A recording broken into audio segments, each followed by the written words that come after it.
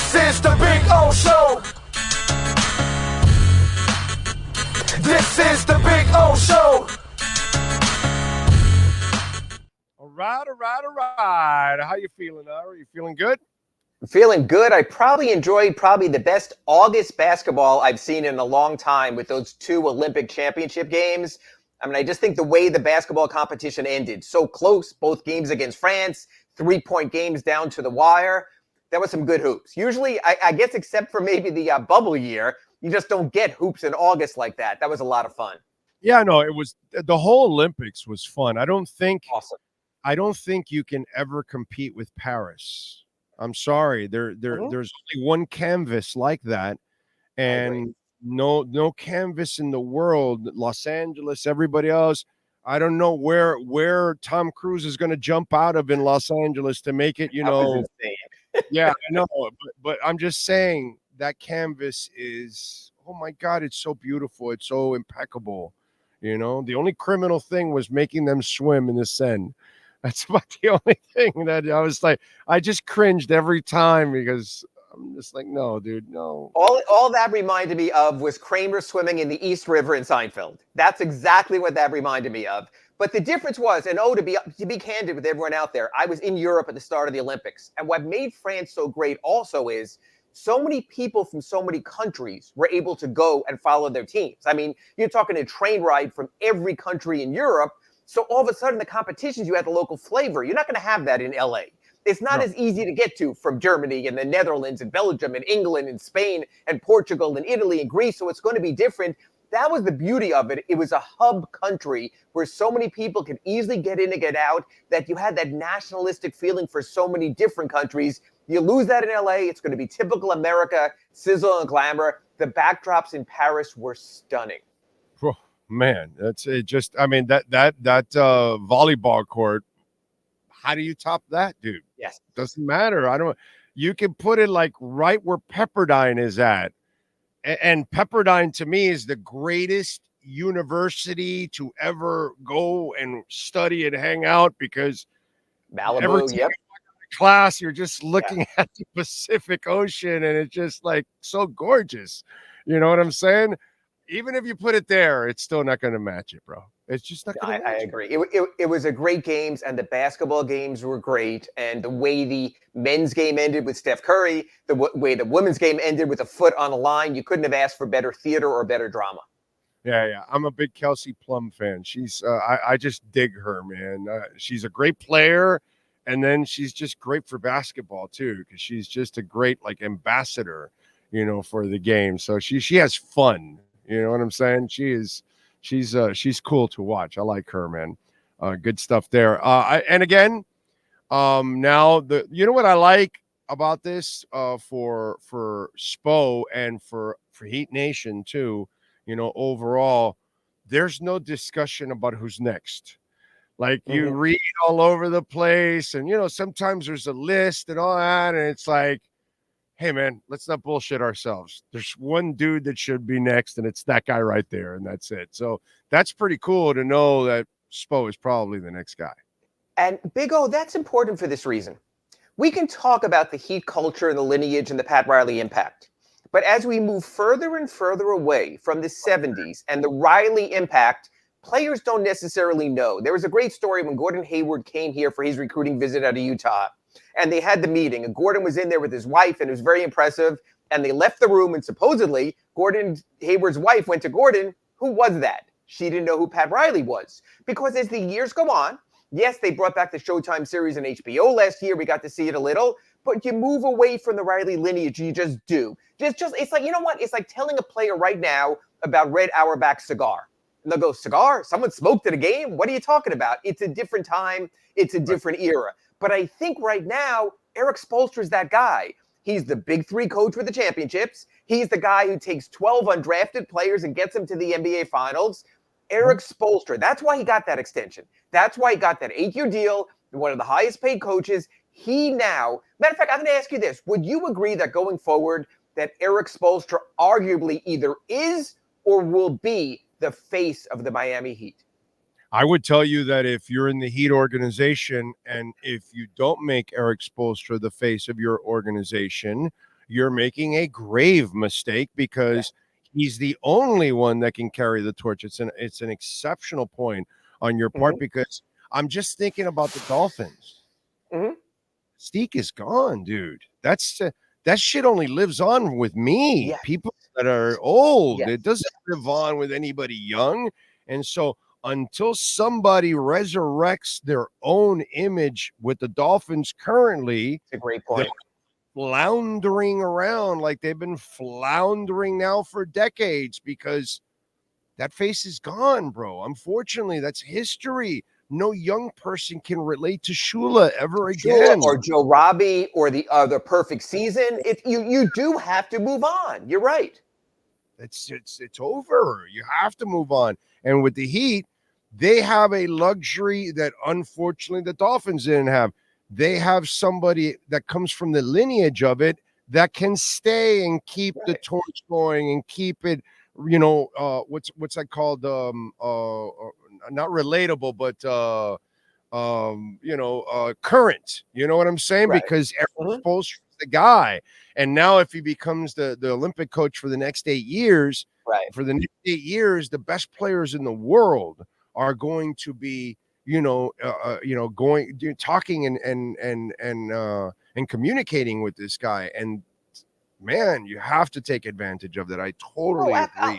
Absolutely. And we saw how it impacted Greg Popovich getting players, Steve Kerr getting players. Absolutely. And you see it. You see the moments with Ant-Man when Spoelstra's with Anthony Edwards. You see him working out Kevin Durant. And it might not be those players.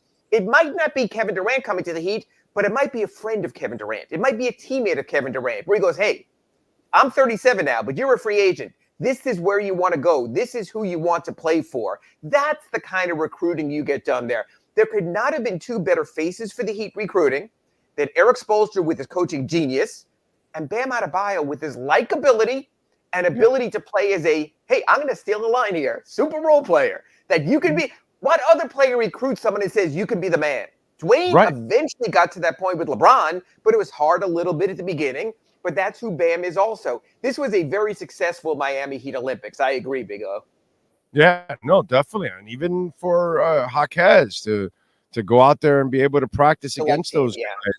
And it gives him a carrot to dangle like, yo, kid, how great do you want to be? Because if you want to be you want to be on the other side of that team, well, then, here you go. You're going to have the stage in Miami to start, to establish yourself, as a star. So I'm excited. I'm excited about, I just hope it looks like it, but it's just, this is the season where you start to turn the page and say, okay, let's find out what we have with these young guys and start to develop all these young guys and put more of a focus on them now.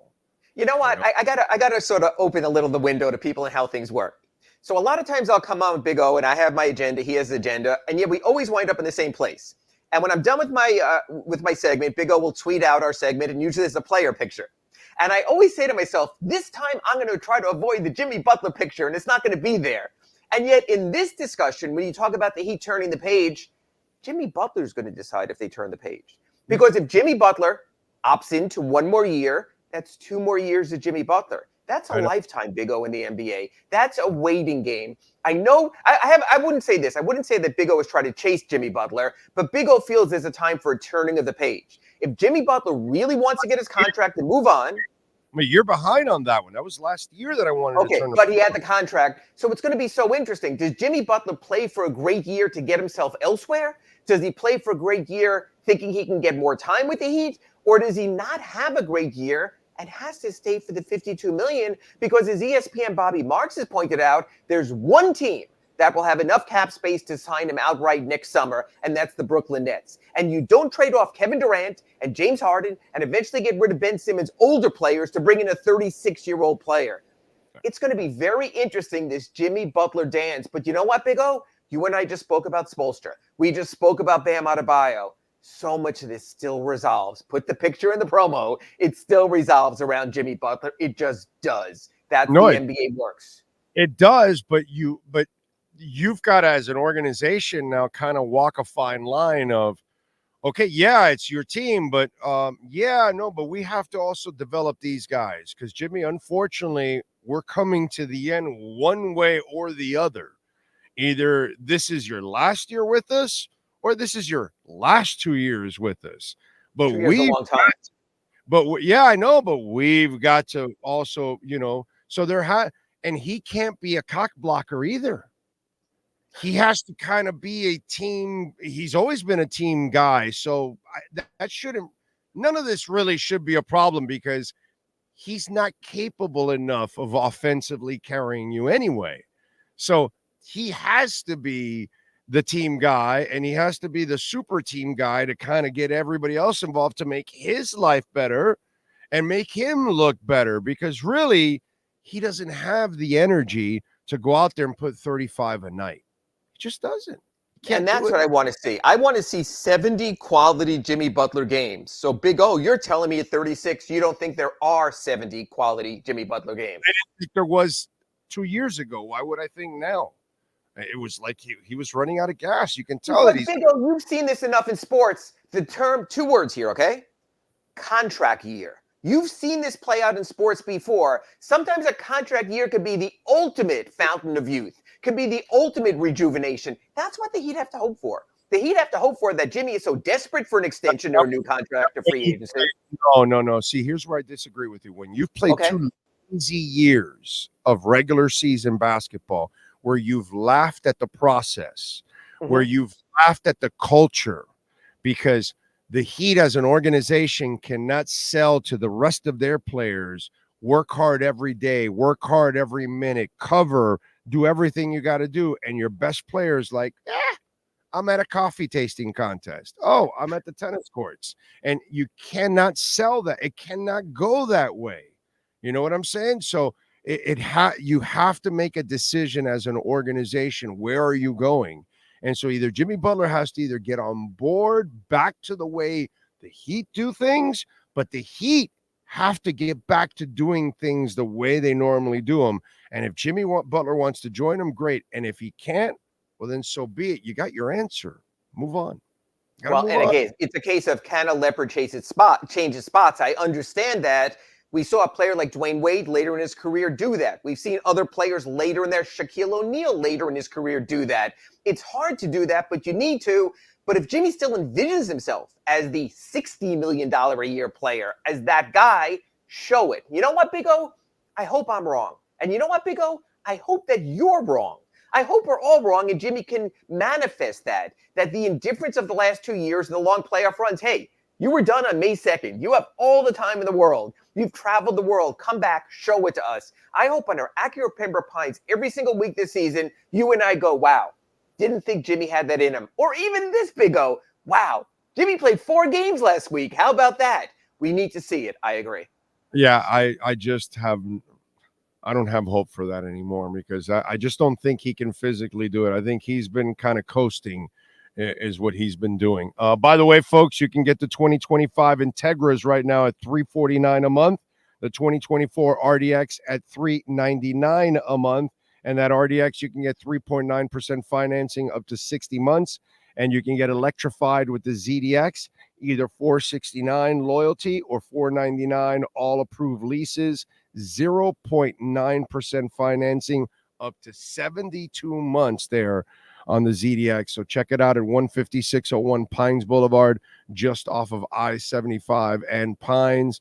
All right, so they're off now for how long now till they return? About 6 weeks. They're going to come back. They basically announced through a promotional announcement they're going to have their training camp at Baha Mar in the Bahamas. They've had good seasons when they've gone to the Bahamas. They won a championship in the LeBron years. They went to the Eastern Conference Final 2 years ago when they went there. So maybe they can redevelop that camaraderie. I think with a young team, it's good. With Jovic, with Hawkes, with Ware, with Larson, with their young players that'll bring them together. I'll be very curious to see how much Jimmy Butler is involved in the bonding in camp or if he's sort of on his own as a superstar. That'll be a little interesting window right there, Big O, when they have their team bonding events, whether it's at the water park or they get out or do something together. Is Jimmy part of it or is he on his own living the superstar life? I think camp will be very interesting. Does that make it harder to sell when you're trying to unload him by the deadline?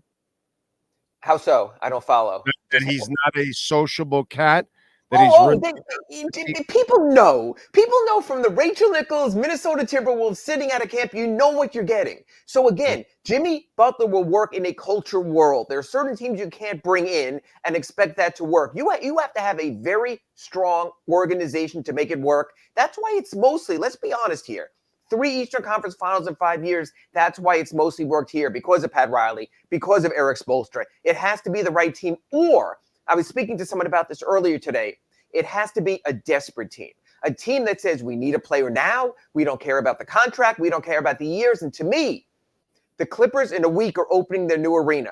Steve Ballmer is all about the moment with his team. He already lost Paul George. I think that could be a landing spot for Jimmy, potentially. A desperate owner who's willing to take a chance. Yeah, that would make sense. Trade deadline, something like that. Sure. That would actually make sense. And Ty Lue's a strong coach, and he worked with Spoelstra at the Olympics, so I think he's a respected kind of guy also in that respect. But would they try to dump a salary on Miami? Well, that's the thing, is they don't have the cap space. They can't just take him in. So then you have to say, okay, who from that roster, whether it's a Norman Powell or someone like that, who are you taking back? This is not going to be easy. If there was a Jimmy Butler trade, it's not going to be wash our hands and walk away. You do that when you have a superstar in his prime. When you have a superstar post-prime, which I know Jimmy will disagree with, then you have to take something back. Or you have to move another sweetener in there. And I don't want to give up another first-round pick, because you saw what the Khalil Ware pick does for the Heat. I want to keep the pick, so it gets interesting there. So, yes, it'll be an interesting year. Every single Jimmy Butler game will be a referendum on his future, whether he wants to admit that or not.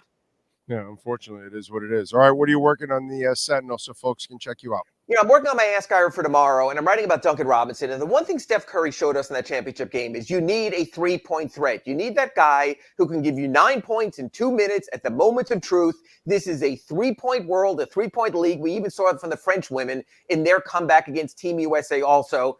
I'm really debating whether the Heat have to strongly consider starting Duncan Robinson, because you need that type of threat. I'm not comparing him to Stephen Curry.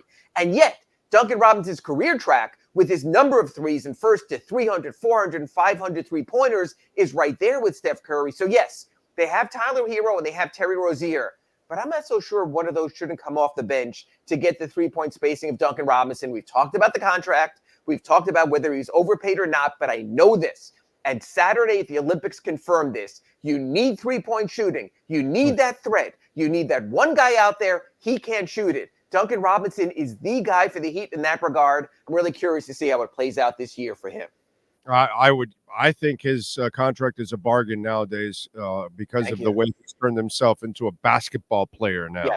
When he was just a shooter, you know what, if you had to unload it, you can go find another Capono. And he was Cole Swider, and that's why they let Cole Swider go. He was a one-trick pony. Yes. Right, exactly. And Capono was a one-trick pony also. So, sure. Yeah. James Jones, sure.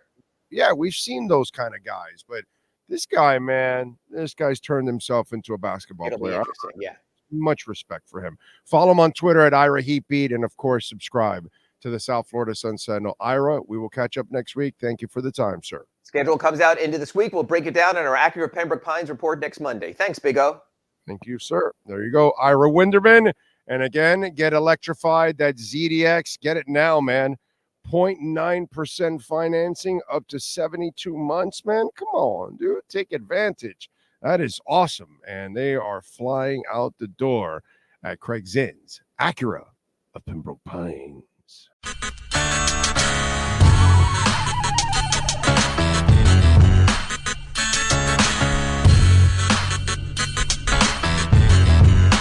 This is the